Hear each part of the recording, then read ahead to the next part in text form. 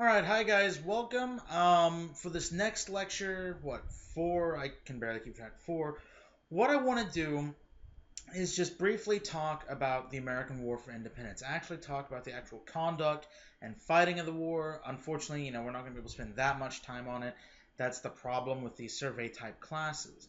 So, if you remember last time, we took it up through the war, turning from a rebellion to a revolution. The signing of the Declaration of Independence in 1776. But now I want to actually turn back the clock, and I want to go, pardon me, back to 1775, April 1775. We see the first shots at Lexington and Concord. Excuse me, Concord, if we're going to say it in the correct New England way. And what we see is the war rapidly escalates, and it's largely fought by the colonial militia. But what we're going to see is they're going to entrench on some hills outside of Boston. Initially, Boston is the key. And what we're going to see is the first really big battle of the American War of Independence. You might also call it the Revolutionary War. Understand again, American Revolution does not necessarily mean the phrase does have two different meanings. But what we see is the colonials entrench on Breed's Hill, but Breed's Hill, it's smaller, and so the battle takes its name from its larger adjacent hill, Bunker Hill. And this is going to be on June 17, 1775. And what we see are 2,400 British troops oppose 1,500 militia. And in this case, we see the problems of those, European-style linear tactics. The militiamen are entrenched on this hill. The British mount three desperate assaults, just trying to surmount this hill. They come on in lines. Here, this painting, we see, British grenadiers. These are supposedly the best fighters that would be in any infantry regiment. They would be combined into a single large grenadier battalion. And three times these guys, charge up the hill, and twice they're beaten back. If you can see here in the background, I don't know why I'm actually pointing at my monitor, you can't see that, but in the background, British warships are bombarding the position. I mean, this is naval gunfire support. This is almost like, say, a World War II invasion. And what we're going to see is, by the third time, the colonials have to retreat, not because the position is going to be taken, but because they're simply out of ammunition. I mean, this is where we get the quote, you might have heard, don't fire until you see the whites of his eyes. This is where it comes from. The American troops are not well drilled. They may not even be well led, but, they're courageous. They're fighting for a cause they believe in. Whereas the British, I mean, they're not expecting this kind of resistance. The British believe, again, just as at Lexington, and I hope you watch that video, that a show of force and eventually the colonials will simply withdraw. What we're going to see are 450 Americans will be killed and wounded. We're going to see African American troops will die at this first big battle. I mean, understand, this war touches all of colonial society. Guys that write, you could say, the first anthem for the American colonials, Free America, which is, just one of the things of American history, we like to take other songs and write new lyrics. This had been to the tune of British Grenadiers, these guys' marching song. And a guy wrote new lyrics, and unfortunately, he takes a musket ball to the face and dies. So 450 killed or wounded. But contrast that to 1,054 British casualties. That's 40%. What we see are two things. One, the colonists are not going to give up without a fight. They're going to stay, fight, and die if they have to. And quite literally, will fight until they cannot fight anymore. But it also shows that the British are not going to quit without a fight. They're going to come on in numerous assaults, 3 ranks deep. Forget what you see in the Patriot. At this time, they fight 3 ranks deep, not 2. As I realize, hang on, let me adjust. There we go, now you can actually see what my hand's doing. But never mind, there's stuff going on here off screen you don't need to see. Anyways, so we're going to see that, the British are determined to put down this rebellion. They've invested so much money and so much debt after the French and Indian War. They're not going to let the colonies break away, at least not without a fight. So what we're going to see is war has technically not been declared. George III will not pronounce the colonies in rebellion until August. But nonetheless, you have major fighting on the scale of a European battle of any war in this period.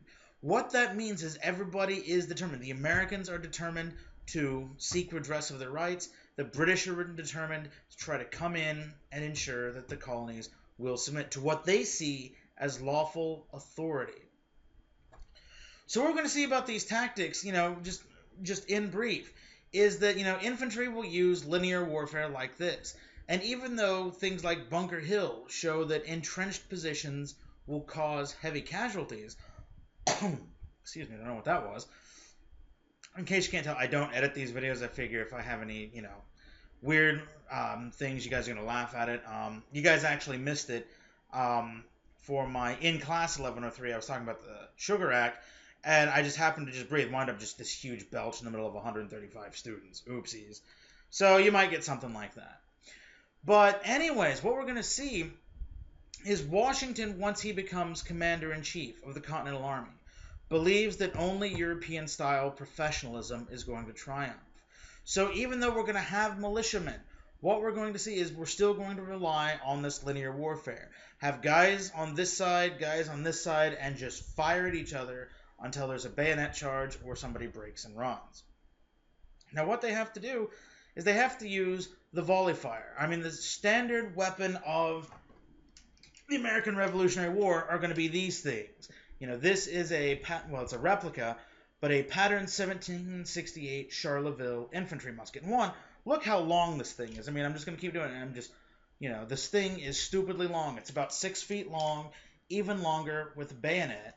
The caliber, I don't know if you can kind of see from here, 69 caliber. So, I mean, this thing is over twice, what a modern rifle will be. And it's a flintlock, but it's more importantly, it's smoothbore. I mean, this might look impressive, but you cannot hit anything with this at a range of more than, say, 50 yards. And that's if you're really, really, really lucky. In fact, these things are so inaccurate. One of the things that Washington will order once he becomes the commander-in-chief is to use what's called buck and ball. You have your musket ball, then you also put shotgun buckshot in it. So if you have enough of these things just firing at a line, I don't know what that is, but there you go, firing at a line, that what you'll see is you're bound to at least wound somebody. I mean, these things are, notoriously inaccurate. So you have to have volley firing. Militiamen might have rifles, but rifles are expensive. There's not a lot of them. Rifles are also ridiculously ineffective. One of the things, again, being flintlock, and you guys are actually lucky. Obviously, I can do this in my personal, home office, but I can't show this, obviously, in my actual classes. But the way a flintlock works is first you load it, here at the front with powder. Then you pour powder here in the flash pan. You'd have a flint here. You cock it, close that. The flint strikes here, creates a spark here, ignition, and then away it goes. The problem is that in any type of humidity, any type of wet weather, stuff like that, what we're going to see is you would probably only have a 30% chance of the musket actually discharging. So what that means is, if you have 200 guys, 30%, I'm going to do math, it's going to suck, bear with me, that's what, 60 guys? I mean, that's at least some muskets discharging. But if in rainy weather you don't have that, you at least have a bayonet. But rifles of this time can't mount a bayonet. So quite literally, in any sort of bad weather, a rifle is nothing but just a giant club to beat somebody over the head with. So militiamen can inflict casualties, but there's not enough of them. They're not well trained. Rifles are not as good as what you would think, and so they cannot win battles. It's going to take European-style drilled troops to be able to actually win the battles and beat the British Army. War of attrition is simply not going to work. Excuse me, I have no idea what that was. Coughing up a hairball. Other things that are we're going to talk about is understand in American history, until about the First World War, so we're talking 1914, or in our case, our participation 1917, the biggest killer is going to be disease. More soldiers in any war prior to, say, 1917 are going to die from disease rather than actual bullets. So there's the problem of disease, sickness, lack of antibiotics. Musket balls, and I should have brought some up. I remember the musket, but not the musket ball. they're huge balls of lead. So if it hits, one, you get, it's lead poisoning. The other problem is because, they're actual balls instead of, modern, conical bullets. What would happen, hopefully, and I'm going to actually look this way to make sure you can see it. If a musket ball were to hit me right here in the arm, what would happen instead of punching through, if it hit the bone would cause it to bleed off sufficient velocity. Understand, this is black powder. They're literally using explosives in these muskets. They're not using propellant. It would hit the bone, and it wouldn't have enough velocity to break away. So what it would do is it would just rattle down the arm, shattering the bone.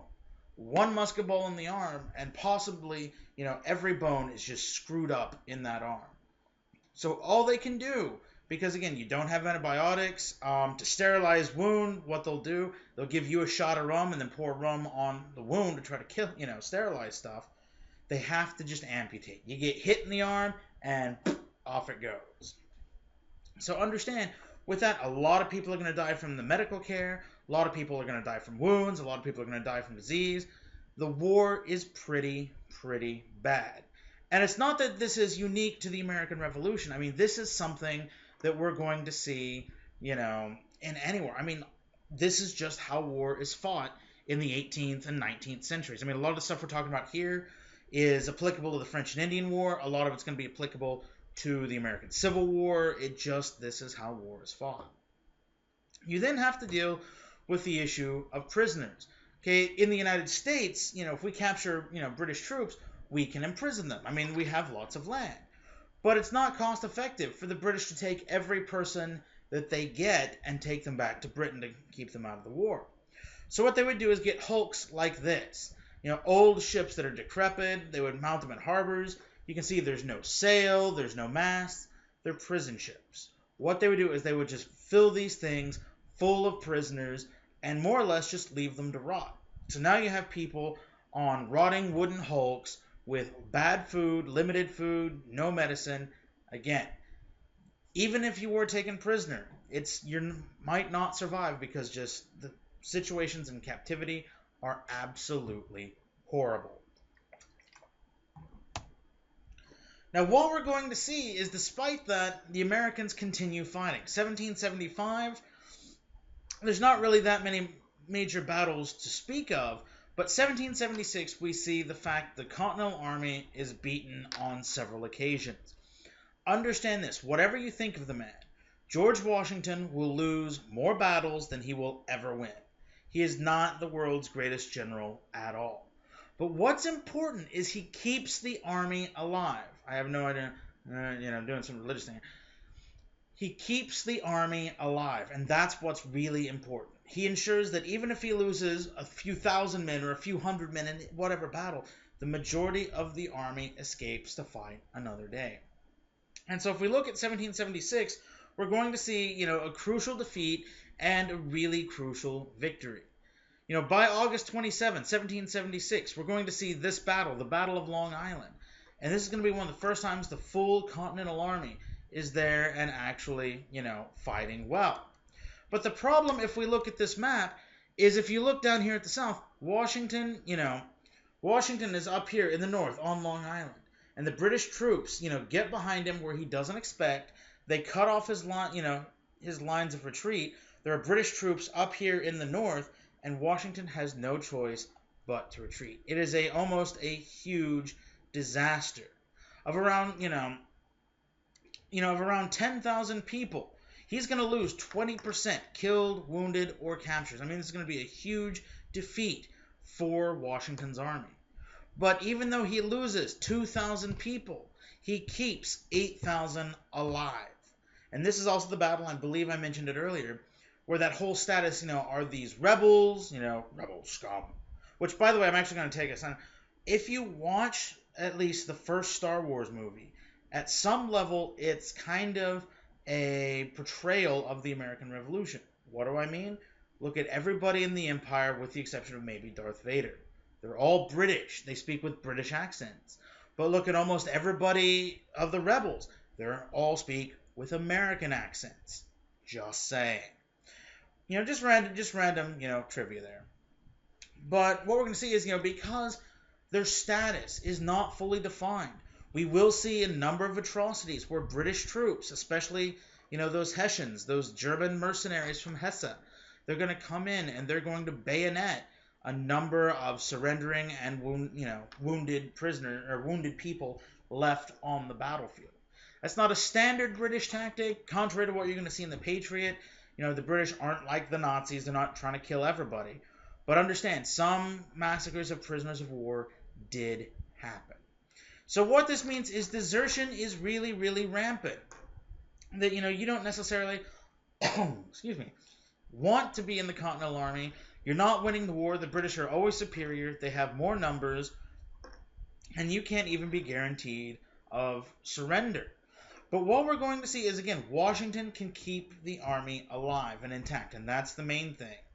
And then we're going to get the battles of Trenton and Princeton. Now, why these are important is one of the things throughout military history is that people always underestimate how long a war is going to take. Oftentimes they'll say, well, it'll take 90 days, or the war will be over by Christmas, or things like that. With the Continental Army, they created 1-year enlistments. What that meant is most people, late 1775, drew up these contracts that's set to expire by January 1. What that means is Washington has to win a critical victory in order to try to keep troops in his army. Otherwise, the army is just simply going to go back home. If the Continental Army dies, there is no American War of Independence. There's no American War of Independence. There is no American Revolution. So what we see at, Trenton and Princeton, Trenton, he crosses the Delaware. I think I've got, he crosses the Delaware, which if you look, there's something of a little ice age. Never mind the fact that, we don't exactly have coal power plants. You still have global warming, global cooling then. But I don't want to get too political. But what we're going to see, he crosses the Delaware with his troops. He then attacks Trenton on the day after Christmas. Why? Because Trenton is held by German mercenaries, those Hessians. They got really stewed on Christmas. They were drunk. They're hungover. And Washington really quickly attacks a bunch of hungover dudes before they can actually form their lines of battle. What this means is Washington, even though his guys aren't as well trained, they're sober, and in this case, that's good enough. The Hessians are captured almost to a man. They get a lot of their equipment. And what we're going to see, this is a huge, overwhelming victory for the Continental Army. Then a few days later, on January 3rd, 1777, Washington once again crosses the Delaware and does it again, destroying a smaller British force. What this means is the British had been convinced that Washington was on the cusp of surrender. However, what we're going to see here is that Washington is still an able commander, there is still some fight in the Continental Army, and they are still a force to be reckoned with. One thing I do want to talk about, and it's not going to be actually in your lecture notes, but this is just, something to keep in mind. If you look at movies like The Patriot, one of the things we want to portray it, and I'm going to click back, so give me just a second, is we want to believe that every Continental regular was dressed like this. The white breeches, the white shirt, the blue coat, often, the red piping, stuff like that. That was the uniform prescribed, though, the actual piping, the red you see here, would be different based on the unit. But the fact is that standard was never actually achieved, ever.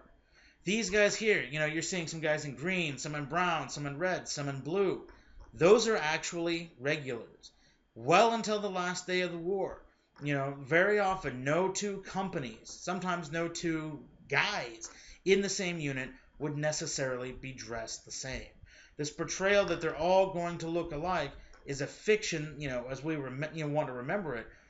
But understand, these guys are badly equipped, undersupplied. Some don't have shoes, they don't have food.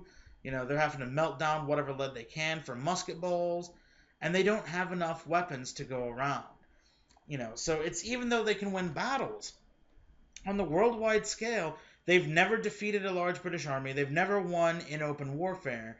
And there's still the question in 1777, can these guys actually do that? And that's when we're going to get the most decisive battle at probably of the American Revolution. There's a reason why this is your ID term.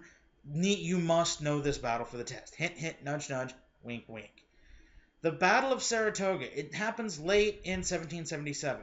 Washington is not there. The American commanders are Horatio Gates and Benedict Arnold. Now, Arnold, I'm sure you guys know the story, will turn traitor, stuff like that.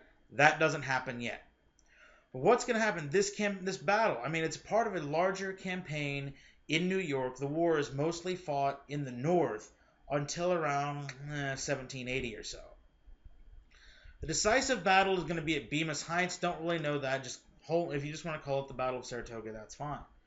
But what we're going to see is the American army, it's fairly decently drilled, but it still needs help, but they fight and engage a comparable British army. And they force this guy, John Burgoyne. He's the guy in red who's, with his hand outstretched. They force John Burgoyne to surrender his entire army. 5,800 men.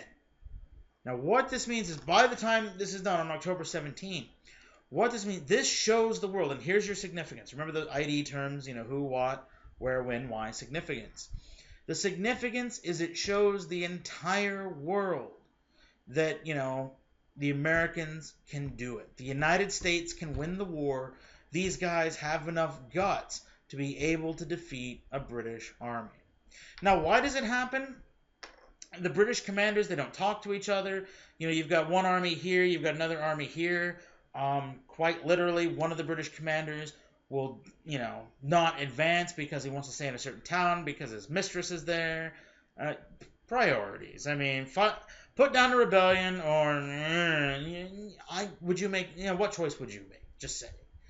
So what we're going to see, because of this, Burgoyne is isolated, he is overwhelmed, and he is captured. He and 5,800 men have to surrender. Now, one thing, just as a side offshoot of this, Benedict Arnold was the actual victor. Horatio Gates was the overall commander, but he was off field in the decisive engagement at Bemis Heights. Benedict Arnold led the attack. He takes a musket ball, I believe in a leg, and it cripples him. And so what we're going to see is, one, this leads to Benedict Arnold becoming the traitor. Because Gates takes the credit, and Arnold is overshadowed. But then Arnold's wounds from here also mean he's not going to ever get a good post that he really, really likes. So what we're going to see is, that's just a side effect. I mean, this will lead to Benedict Arnold selling out West Point. We'll talk about that a little later in this lecture. But the more important thing I want you to know of Saratoga is that because of this, because John Burgoyne surrenders his entire army, it shows the rest of the world that the war can be won. So far, we're kind of stalemating. We're not causing enough casualties. Washington is still losing more troops. We're having feuds. You've got Gates and Washington, feuding it out. Gates had been a regular army officer in the British Army. He literally despises George Washington. And he had hoped that, he could oust Washington and take over the Continental Army. So understand, things are not fully going well for the colonies. But French aid changes everything. France had been giving some Americans some weapons, just that's a way of, hey, we can make some quick money. But the French are first and foremost. Remember, let's go all the way back to that slide, winning the war, losing an empire. The French realize, the Americans can do it. They're still pissed off at Great Britain. And so now here's the chance. If they can tear the colonies away from Britain, they can mortally wound Britain. Understand, France realizes that overt support is likely to lead war. I'm going to be blunt, they got their asses kicked in 1763. They're not that willing to run the risk, 15 years later. But this makes it seem like a gamble they can win. So we get the Treaty of Amity and Commerce as a direct result of Saratoga. It's signed February 6, 1778. What we're going to see here is we get a military alliance with France. France declares war on Britain, starts tying up troops on the European continent. They start giving us trade, giving us money, equipment, stuff like this. Again, this is a French 1763 Charleville. These are going to be sent in boatloads. And although there's no real standard weapon of the Continental Army soldier, that musket is as close to it as you're going to get. There's also going to be again, history is replete with unintended consequences. One of my favorite, and we're really jumping the gun, but to show you what I mean, is in developing radar. In World War II, and you're like, what the hell is he talking about? Just bear with me. What's going to happen is a technician will have a Hershey's bar in his pocket, and he's going to be working on this radar set, and he's going to notice when he comes away that it's been melted. That's how we discover that microwave radiation can cook food. We're trying to develop radar to spot planes and ships, and then we can suddenly, nuke hot dogs. Unintended consequences. In this case, jumping back to 1778, what we're going to see is France under a guy named Alfred Necker. He's their chief of the treasury. That's just a horrible name, Necker, but whatever. What he's going to do, he will have France spend itself to the very point of bankruptcy trying to help American rebels. All French jokes aside, all, cheese-eating surrender monkeys, okay, here's a bad joke. Why are the streets of France lined with trees? So the Germans can march in the shade. Okay, there, requisite French joke out of the way. But what we're going to see is because France does this, two things are going to happen. One, there is no United States without France. Never mind, if you guys might be a little too young, but, when September 11 happened and France didn't want to go into Iraq, didn't want to bomb Afghanistan, there was a movement, let's rename French fries to freedom fries. Let's, strip France away from the culture. The fact is, without France, there is no United States. And I know that that's just a horrible thought, but it's true. Without France, there is no United States. But the other thing is, because of that bankruptcy, they create an economic crisis in France that will lead to the French Revolution of 1792. And whereas our revolution, not that much is actually going to change here in the Americas, but its colonies breaking away, with the French Revolution, this is where we get things like the saying, you have a date with Madame Guillotine, where when she kisses you, you get a haircut down to here. The French Revolution will be exactly what the British feared a revolution in the American colonies would be. It will be bloody, it will be deadly, it's going to change politics, and all of that's mostly out of the scope of this class. We'll come back to it when we talk about the quasi-war, where the United States and France are going to fight kind of a half-assed naval war, because that makes sense. But understand, without France, there is no America. And, without America, there is no French Revolution. So they help us, and we destroy their system of government. It's win-win for everybody. So what we're going to see is, as the war keeps going on, it's a long, drawn-out thing. Britain cannot put as much stuff into the colonies. They're still dismissive of the Americans. They don't think very highly of George Washington. In fact, I've actually got a story about this. There was and this was a story that was actually a favorite story of Abraham Lincoln. But, what was it? Ethan Allen had been a militia commander early in the American Revolution. And he visited Britain after the war. And, so he's visiting these army officers. And, he has to excuse himself, he has to go to the bathroom. So he goes, and above the toilet, there's a picture of George Washington. And the British were trying to humiliate him, say, look, this is, George Washington belongs in the crap. That's what we think of him. And, how he got back at him is, they asked him, well, what do you think? And he said, well, I actually think that's the perfect place. I said, well, what do you mean? He said, well, I can't think of anything that would make an Englishman shit quicker than the image of George Washington. We have all sorts of faith in George Washington, but the British, especially in 1777, and I'll actually stop in case you have to pause and compose yourself after that, one can hope. But, the British think that Washington is an idiot, he's untrained, he's not professional. They still believe that just outlast and getting ahead of the story, the Continental Army will just evaporate. That's what they believe. And if anything was going to give them cause for that, it's this. It's the Winter of Valley Forge in 1777. This was one of the coldest winters on record. The American Army doesn't have that much food. They don't have good encampments. Many of the people are going to starve. A lot of people are going to desert. I mean, this is just as horrible as you can imagine. And it didn't help that oftentimes the officers of the Continental Army would procure, suitable lodging for themselves. So their troops are freezing in the cold, but they're in a home eating good food, warm, stuff like that. And, if you're a Continental soldier, you're going to say, well, screw that. I'm out of here. This guy, I'm not going to fight and die for him. I'm done. What we see is because of that, a lot of people are going to leave. Some of the officers are going to get drummed out.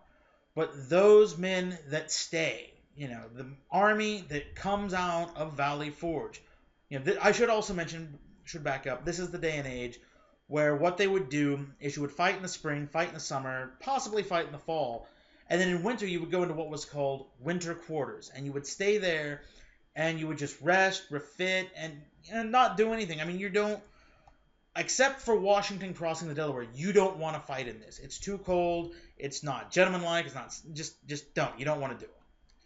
So what we're going to see is those guys that survive this and that stay. This is the nucleus of the modern American army. These are guys that have literally seen battle. They've seen the worst that Mother Nature can throw at them. They've seen the best and worst of the officers.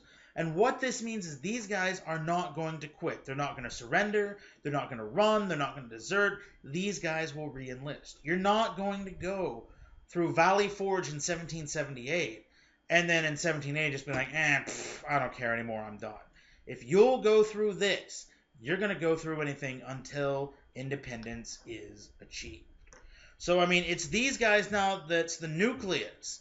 And then in 1778, we have these two guys come in. The Prussian Baron Friedrich von Steuben and the French Marquis de Lafayette. Now, these are foreign military advisors. Lafayette is French, von Steuben is Prussian. And these guys come to, from Europe with a desire to train the American army. They want to make these guys professional. They do it in the case of, some are mercenaries. I mean, they're not the only advisors. These are the two I want you to remember. Von Steuben's interested in the military aspect. Lafayette, he's only 24, I think. I mean, he's really young, really exuberant. He firmly believes in the cause of, American independence. He believes in what these guys are doing. Just, to show, before I actually talk about what these guys, I want to, tell yet another story. Lafayette gains American citizenship, but he's still a Frenchman and he goes back to France. When he died, the American delegation sent over enough dirt, as per his wishes, that technically he is buried in American soil on France. An American flag flies above his grave to this day, and this man was so well respected, and this whole idea so well respected, that even when the Germans take over France in 1940 during the Second World War, at least until we declare war, an American flag still flew over his grave because his grave today is still considered American soil. So we're going to actually come back to that. I got a fun World War I story once we get there in a few weeks. But understand, I mean, that's the kind of, commitment these guys had. So, in the case of von Steuben, he arrives in 1777. He's going to drill these guys through Valley Forge. He believes in tough Prussian military tactics. I mean, he wants, to train these guys as the Prussian army was. The British might have the best army, they might have the biggest, but the Prussians are the most well-drilled. In fact, the joke among Europe at this time was that everybody else was a state that had an army, but Prussia was an army that just happened to have a state with it. I mean, these guys are as militaristic as it could go. Now, I want to come back to von Steuben, but I want to talk about Lafayette briefly.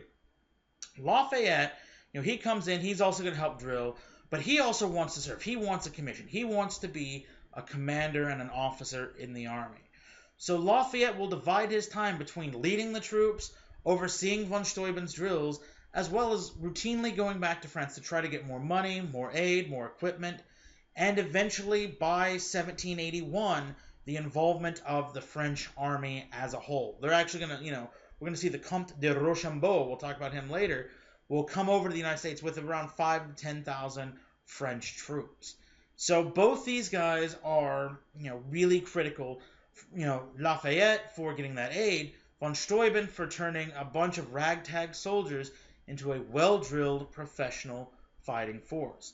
And von Steuben's one of my favorite guys because what he would do is when he was training these guys, he would curse at the soldiers in German or broken English. And oftentimes he would stop and he would say to his translators, like, how do I say, shit in German? Or in English. They would tell him. And he would just start repeating this one curse word over and over. The whole time he's got this really, look at him here on the left, this really thick German accent. And he loved to cost the American troops. So I kind of wonder if this is kind of what it would sound like. I've been wanting to sneak this joke in for 2 years now. You guys are the first to get it, so enjoy. Funny story, I was actually going to do this last year, but I had a Swedish student. I'm like, I don't know if I can make fun of the Swedish chef that way. But anyways.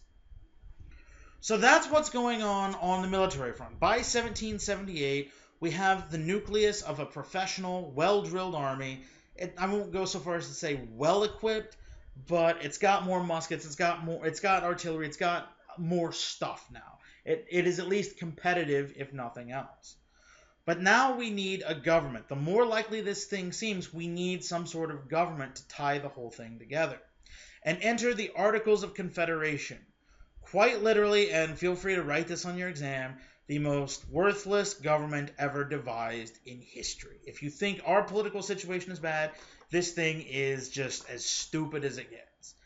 Why? They want a weak central government. This is a hardcore, almost OCD reaction to the problems of George III and the British. They're afraid of tyranny. They're afraid of a king. There's some talk that Washington should become King Washington I of the Americas. So there's no leader. There's no executive branch of government. You have a legislative body, and that's it. You have like 50 leaders. We can't even get anything done with one, and now, no. Taxation is the purview of the states. What that means is because, again, that whole idea of taxation, no taxation without representation, they don't want the federal government taxing the individual states. So what they're going to do is the federal government would then say, okay, well, we think that Virginia should contribute $5,000 to this project. Virginia can then go and say, well, we only want to tax this much, so here's $500. And the American federal government has no way to get that money. This is going to start a lot of problems. And so we're going to see they debate this for 4 years. They don't ratify it until 1781. And this thing is out in 6 years. I mean, that's how bad it is. But the whole reason to understand, as the war is starting to turn in the favor of the Americans, excuse me, fun belch to listen to. Hope nobody's listening to this with earphones. That's going to sound weird. But we're going to see this is done as a reaction that they don't want a tyrannical government. You've got guys like Thomas Jefferson saying, well, the tree of liberty must be watered with the blood of patriots from time to time. It is the perfect manure. Nobody wants more and more wars. They don't want, again, the one good thing about the Patriot, that quote, 3,000 tyrants 1 mile away or one tyrant 3,000 miles away. So it's this idea of neuter the government, sort it out later. And that's what they're going to do here. So as that's going on, the war takes another turn. It seems like things are going well. But in 1778, the British realize, well, we can't win in the north, so let's go south. Let's tear away the South. Let's cause slave rebellions. You're going to have the governor of Virginia say, push for slave rebellions. The British will say, any slave that escapes and takes up arms for the British will be granted freedom at the end of the war. And the South realizes this will completely destabilize their entire economy. Again, American paradox. Everything is built on slavery. And what we're going to see 3 defeats in rapid succession. Savannah, Georgia is going to go in 1778. In South Carolina, Charleston's gone in 1780. And at the Battle of Camden, which if you watch The Patriot, this is the battle that Heath Ledger, observes through the window of the house. What we're going to see is American troops, although they're doing better, they still cannot always win. Not to mention, these are guys not from the north, trained by von Steuben, trained by that. These are guys led by our old buddy Horatio Gates. And so what we're going to see, they still cannot stand against British regulars. There's chances they can, there will be times they can, but it's not always a sure thing. So that's what's going on in the South. And, understand, the war doesn't end in the North, but the British try to find more aspects. And so enter, once again, Benedict Arnold. The hope is, what if they can gain by subterfuge what they cannot gain by military victory? What we're going to happen is because, Benedict Arnold cannot get another command. Again, he's the true hero of Saratoga, but Gates, who just, ran away at Camden, he gets the credit. What's going to happen is the British are going to approach him. It doesn't help. His wife is a pro-British loyalist. An American general dating a loyalist, there can't be any problem with that. There's not a conflict of interest there. Again, are you going to do your convictions or what makes the missus happy? I'm married. I usually do whatever makes the missus happy, so that's my own experience. But what we're going to see is, the only post he can get is commander of West Point. And so what he does is when the British approach him, he says, well, what if I deliver this to you, give you guys the fort of West Point? Will you give me a combat assignment? His patriotism was only about that deep. If he wanted to be a famous general, that's what he wanted. So the day it happens, they try to stage this, they try to stage capturing Washington. The whole thing falls apart. He's discovered, and he successfully makes it to British lines, but the British screw him over even worse. They make him a commander, but they make him a general, but they never give him a combat command.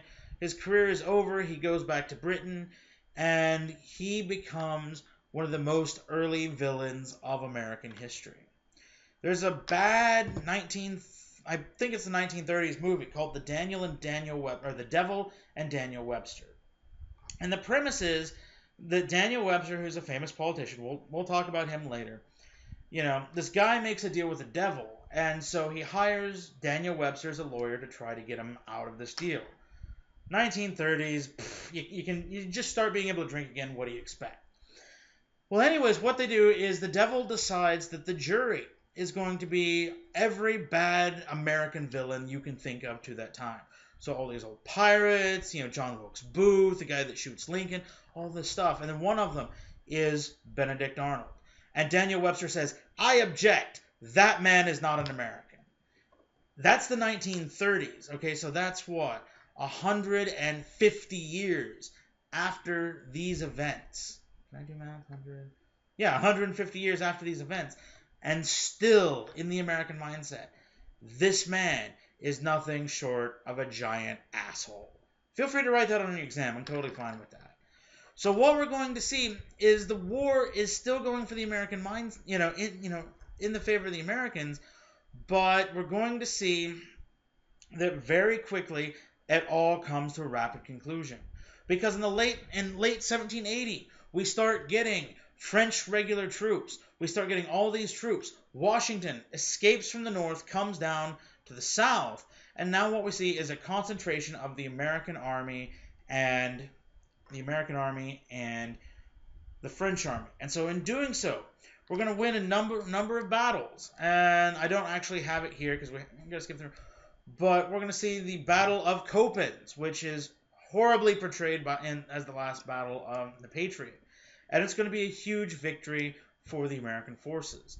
And so what happens is Cornwallis, the Lord Cornwallis, who's the commander of the majority of British troops here in the Southern Theater, is forced to retreat to the town of Yorktown.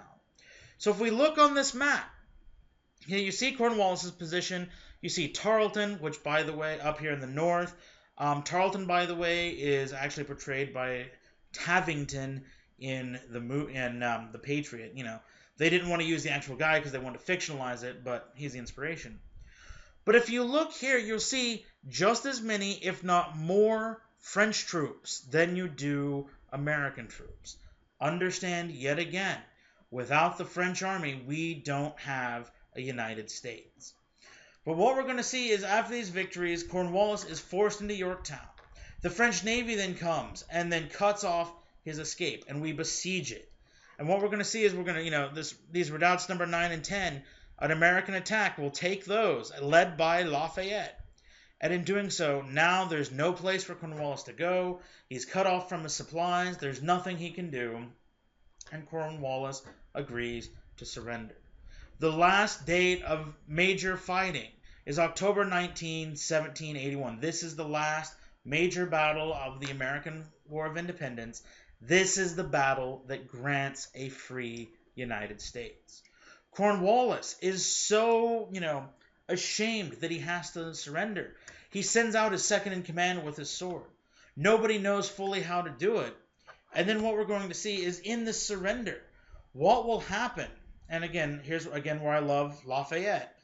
The British, as they're marching out, the song they play, and I might try to find this, put it up on YouTube, on the course, I don't know. They play the song, The World Turned Upside Down. It was British protest because they can't understand how people that had been their subjects, this ragtag army, ill-equipped, untrained, undersupplied, had beaten them.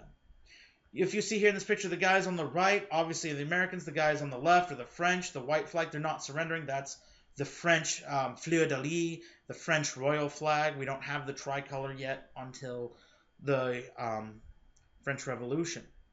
But why I brought up Lafayette is as the British are marching, playing World Turned Upside Down.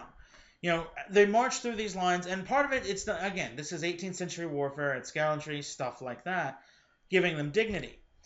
But Lafayette had a shrewd sense of irony.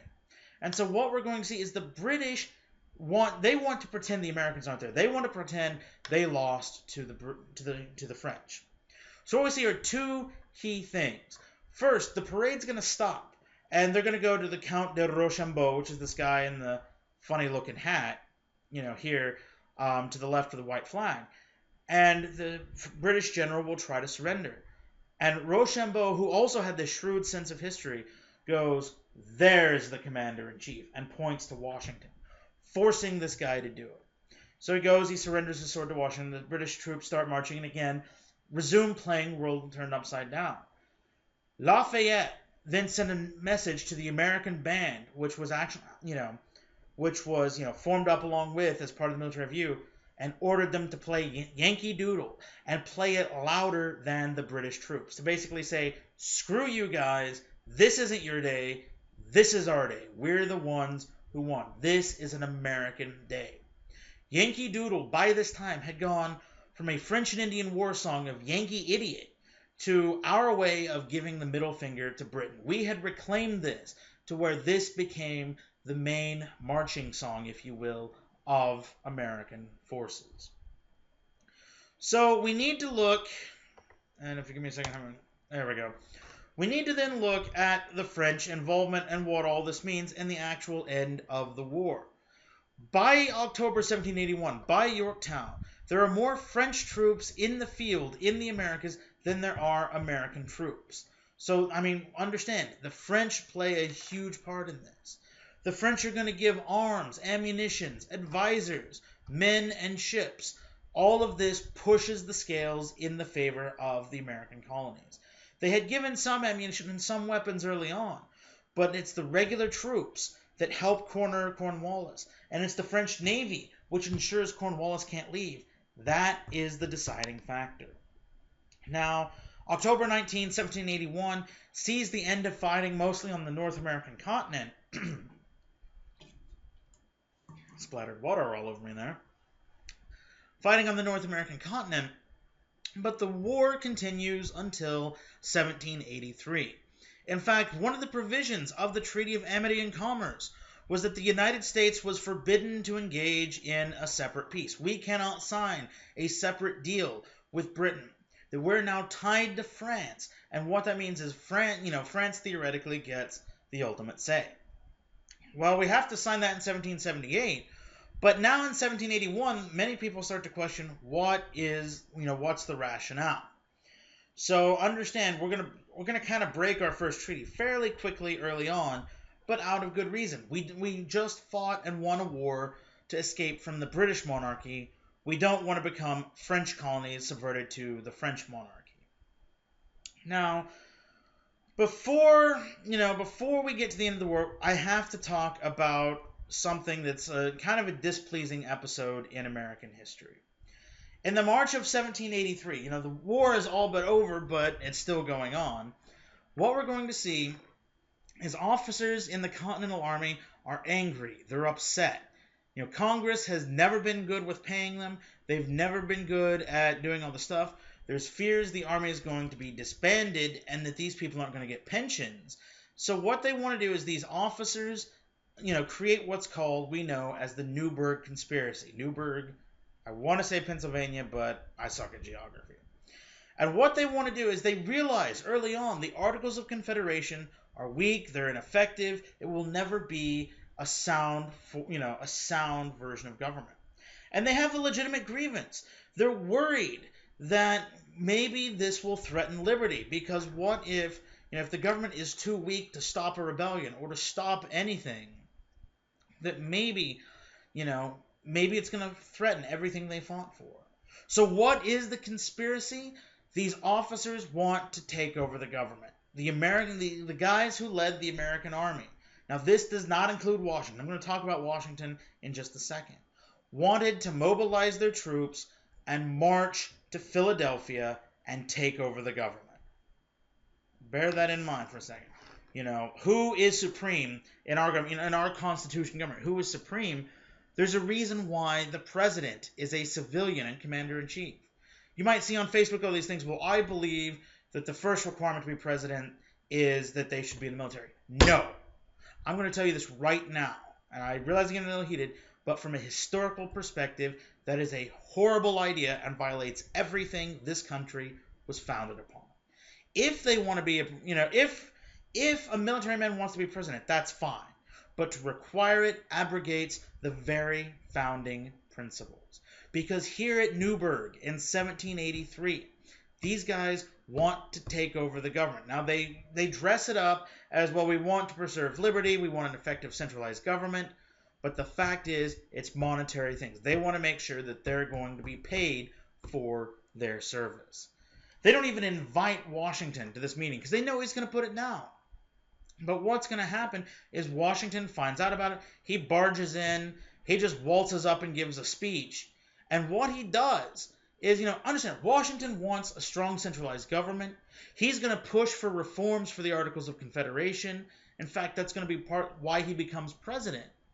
But he doesn't want insubordination. He recognizes Congress is superior to the military, that Congress has final say. And Washington is one of those guys, he knew where to hit you where it hurts. So what he does is Washington finds out, and he's going to make a speech. And what he does, I've got here, he shows his vulnerable side. What he does, he goes up to read a speech. And then, this had been the guy this guy has been immortalized in the American colonies. He's probably the most famous person in the colonies, the most well-loved, well-respected. This guy is literally a shoo-in. People wanted him to be king. So if this guy talked, people listen. And what he does, he walks up and he, gets his speech and he unfolds it. And he sets it aside. And he grabs glasses that nobody knew he had. And he puts them on, he says, "Pardon me, gentlemen, for I have grown old and weary in the service of my country. I now need help to read this." This idea that, look, I have given everything, my body, my soul, to fight for this country. He starts to read the speech, tosses it aside, expresses disappointment and says, more or less, what the hell are you doing? That if you do this, then you create a precedent where at any time that people in the military don't like what's going on, they can take over the government. And that, more than anything, will subvert the liberty that they have fought and died to achieve. That liberty only works if it comes from the people, from a legitimate, law-abiding, codified government, not military coups every few years. And what happens? Washington says a choice. He says, I'm not going. And if you want to do this, I will stop you. I will raise an army against you, basically. And all of these officers, they feel horrible, and the conspiracy falls apart because their choices are the choices they had through the entire revolution. I should mention, leader of the Newburgh conspiracy, our good buddy Horatio Gates. So you can either go with the most unpopular general or the most popular. They side with Washington, and the conspiracy falls apart. Why this is important is that it shows that, with Washington having this brilliance of, achieving this, Washington has preserved civilian control of the government and the military. These are the principles our government is founded upon. Again, if a former military man wants to be president, that's fantastic. History has shown he's likely to get elected. But to say that the requirement to be president is they must be must have served in the military violates this principle set down before the United States ever officially gained independence. Briefly, I just want to talk about this because I realize it's about 55 minutes. We're running a little long. But understand, one of the byproducts of this war is the Native Americans, especially guys like the Cherokee, tended to side with the British. And so what we're going to see is because of that, many Americans are going to take the war to them. They're going to burn towns, attack the various tribes, seize this as the opportunity to have that westward expansion denied to them with the Proclamation of 1763. And you're going to get, guys like Thomas Jefferson, who will hope that they're going to be driven west of the Mississippi River because he truly understand Jefferson will be, ultimately important for gaining the Louisiana Purchase, which is everything west of the Mississippi River almost. Not everything, but it's located west. He believes that's going to take tens of generations to settle. So if all of these tribes can be pushed to the west, what that means is they will not be be problematic for the Americans. That's what he hopes, but again, unfortunately the problem is we're going to see a lot of atrocities against Native Americans, and I wish we had more time to spend on it, but we are running a little long, unfortunately. So what I want to end up with is, actually we've got a little bit more, but the Treaty of Paris, the second one I'm going to ask you to remember, 20 years after the first. This is the treaty that creates the modern United States. It guarantees the independence of the United States. It guarantees all territory east of the Mississippi River. What happens is the British hey, I've got my mouse pointer here. The British, knowing that, this little strip of land here, it's undeveloped, it's unsettled, there's no point, just say, fine, we'll give it to the United States. Just have all of it. Now, what this means is in response, Congress has to agree, to play nice with the British. It has to agree to play nice with the Native Americans and loyalists. All loyalists that were ousted during the war, property that was confiscated, has to be returned or they have to be compensated. Further, all debts that, Britain, were owed to Britain before the American Revolution, they must be collected and paid by the American government. The treaty is not necessarily fully fair. They're going to have a hard time enforcing it. But the main thing is with this treaty, the United States of America is created. We have the original 13 colonies. Bear in mind, Maine is part of Massachusetts at this point. We now have all of this new land here, and we have this little bit of land up here. Now, if you're going to see these striped areas, this is stuff that's in dispute. Borders, are sometimes in dispute. They don't really have good map-making techniques, stuff like that. But understand, the importance of the Treaty of Paris is that we now have a new independent nation. But we're going to see there's going to be some trouble enforcing that. The British don't immediately evacuate all their forts. So some of their forts that are in these regions here, the British hold on to and they don't evacuate because they're still dismissive of the United States. They say, what are you going to do? How are you going to evict us? We have a huge debt from the war. American money has gotten so bad that the continental dollar is said to not be worth a continental dam. That's how bad the money is. The Articles of Confederate is weak. And because that whole decentralization, the whole we'll rely on the states to pay, taxes, we won't collect it ourselves, the federal government cannot tax, but it's saddled with all of this debt that must be paid. That's a huge fundamental problem. If you have debts, you have to be able to pay them, and how a nation pays its debts is through taxation. I don't like my taxes raised any more than you guys.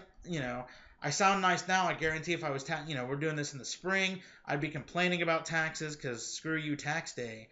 But sadly, this is how governments make their money. They make it via taxation. So what we're going to see, we have to pay British debts, but we can't tax. And what's going to happen is this twofold thing of, because we can't pay, the British don't move their stuff out of the Northwest Territory, which is this area right here. This is called the Northwest Territories. And what that means is now we're in a position where our independence is challenged from the very beginning. There's seeds for future conflict with Great Britain. Stay tuned, the War of 1812. And the government proves so inept and inadequate.